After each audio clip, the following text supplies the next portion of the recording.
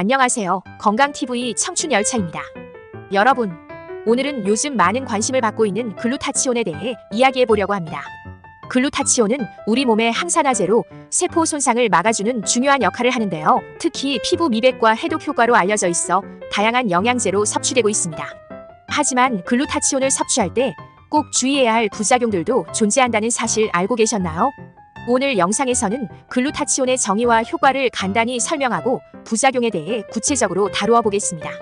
또한 글루타치온을 굳이 영양제로 섭취하지 않아도 되는지 관련 데이터를 기반으로 판단해 보도록 하겠습니다. 먼저 글루타치온에 대해 짧게 설명드리면, 글루타치온은 세포 내에서 발생하는 활성산소를 제거해주는 항산화 물질입니다. 우리 몸에서 자연적으로 생성되지만 나이가 들수록 그 양이 줄어들어 외부 섭취가 필요하다는 주장이 많죠.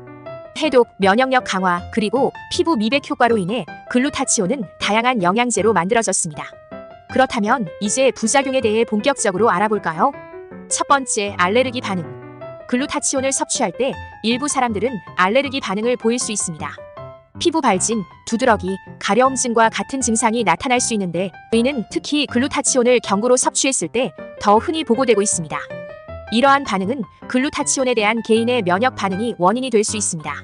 두 번째, 소화 문제. 또한 글루타치온을 장기간 복용할 경우 소화장애나 설사 같은 위장 문제를 경험할 수 있습니다. 특히 하루 500mg 이상의 용량을 섭취했을 때 이런 증상이 더 자주 발생할 수 있는데요. 이는 장 내에서 글루타치온이 흡수되지 않고 장 운동을 촉진하면서 나타나는 증상으로 해석됩니다. 2015년 연구에 따르면 일부 사람들은 장내 미생물 균형이 깨지면서 장 건강에 영향을 받을 수 있다고 합니다. 세 번째, 간 기능에 미치는 영향.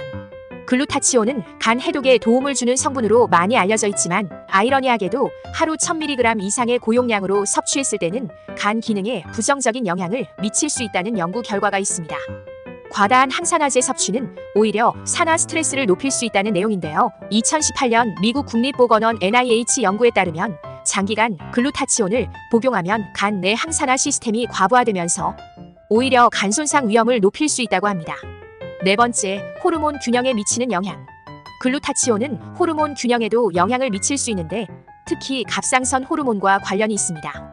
일부 연구에서는 글루타치온의 하루 500에서 1000mg 이상의 고용량 섭취가 갑상선 기능을 저하시킬 수 있다는 결과가 나왔습니다. 갑상선 저하증이 있는 분들이라면 글루타치온 보충제를 섭취할 때 주의해야 합니다. 다섯 번째, 영양소 흡수에 미치는 영향. 또 다른 부작용으로는 글루타치온이 일부 영양소의 흡수를 방해할 수 있다는 점입니다. 예를 들어 아연이나 철분 같은 미네랄은 글루타치온과 함께 섭취될 때 흡수율이 떨어질 수 있습니다. 2017년 이탈리아에서 진행된 연구에서는 글루타치온과 철분을 동시에 섭취했을 때 철분 흡수가 감소하는 것을 발견했는데, 이는 장내에서의 경쟁적 흡수 때문입니다. 여섯 번째, 면역 반응에 미치는 영향. 글루타치온이 항산화 효과를 통해 면역력 강화에 도움을 줄 수 있지만, 지나치게 섭취할 경우 오히려 면역 체계에 혼란을 줄 수 있다는 연구도 있습니다. 항산화제가 과다하게 들어오면 몸의 자연적인 면역 반응이 억제될 수 있어 감염에 더 취약해질 수 있다는 점입니다. 이제 글루타치온을 꼭 영양제로 섭취해야 하는지에 대한 질문에 답해 볼게요. 글루타치온은 우리 몸에서 자연적으로 생성되지만 나이가 들수록 그 양이 감소하기 때문에 외부에서 보충하는 것이 도움이 된다는 의견이 많습니다. 그러나 글루타치온을 음식으로도 충분히 섭취할 수 있습니다. 대표적인 음식으로는 브로콜리, 양배추, 시금치 같은 채소가 있습니다. 이런 음식들은 글루타치온을 풍부하게 함유하고 있어 우리 몸에서 자연적으로 글루타치온 생성을 촉진합니다. 그렇다면 음식만으로 충분한가요? 사실 일상적인 식습관을 통해 충분한 양의 글루타치온을 섭취하는 것이 가능합니다. 하지만 특정 상황이나 건강 상태에 따라 영양제로 보충하는 것이 필요할 수도 있습니다. 특히 항산화 기능이 떨어지는 노인이나 만성 질환을 가진 사람들은 글루타치온 보충이 필요할 수 있습니다. 2014년 일본 교토대학 연구에서는 65세 이상의 노인이 글루타치온 보충제를 섭취했을 때 세포 손상이 줄어들고 체내 항산화 능력이 개선되었다는 결과가 발표되었습니다.